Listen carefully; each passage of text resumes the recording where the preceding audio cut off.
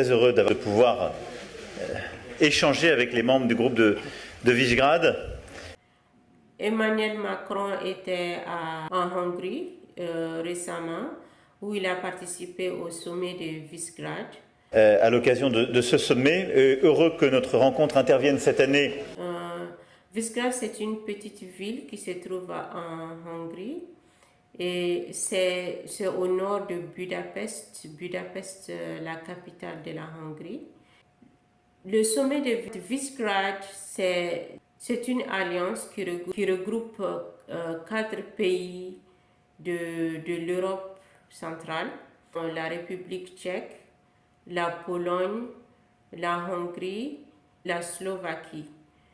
Et je remercie la Hongrie qui le préside actuellement et le Premier ministre Orban pour cette invitation.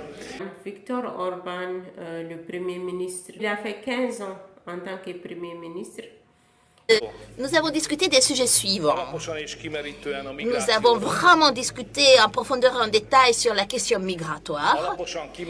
C'est quelqu'un qui s'est intéressé à la politique très tôt. Il avait 24 ans quand il s'est engagé dans la politique. La naissance de la Hongrie, c'était en l'an 1000. Comment ça s'est passé? Le prince Vajk, je pense que c'est une ethnie hongroise. Il s'est christianisé et avec le soutien de l'Église, donc avec le soutien de Sylvestre II, le pape, il a pu réunir toutes les tribus hongroises.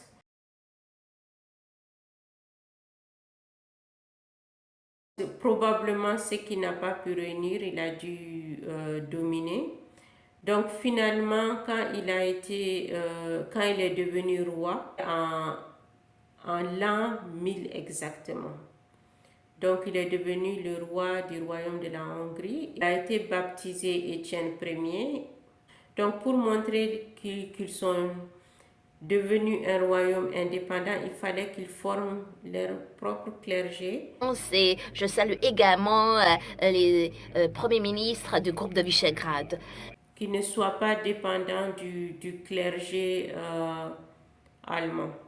Après cela, il a éliminé le tribalisme et il a créé de nouvelles structures sociales. Je suis l'hôte.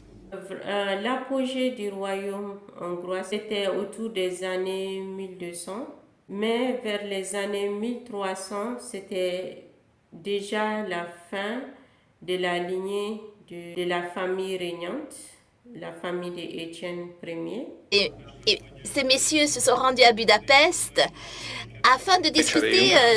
Nous avons discuté des sujets suivants. Les bourgeois et aussi certaines nobilités ont dû faire appel à l'Autriche pour assurer leur protection. Donc ça a été le début d'une longue relation entre l'Autriche et la Hongrie.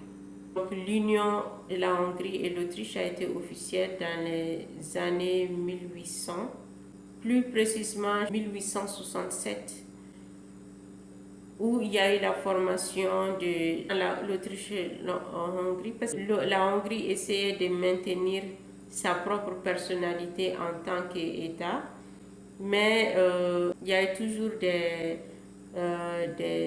mouvements séparatistes, donc une instabilité politique qui a finalement abouti à l'indépendance de la Hongrie en 1918, après la Deuxième Guerre mondiale.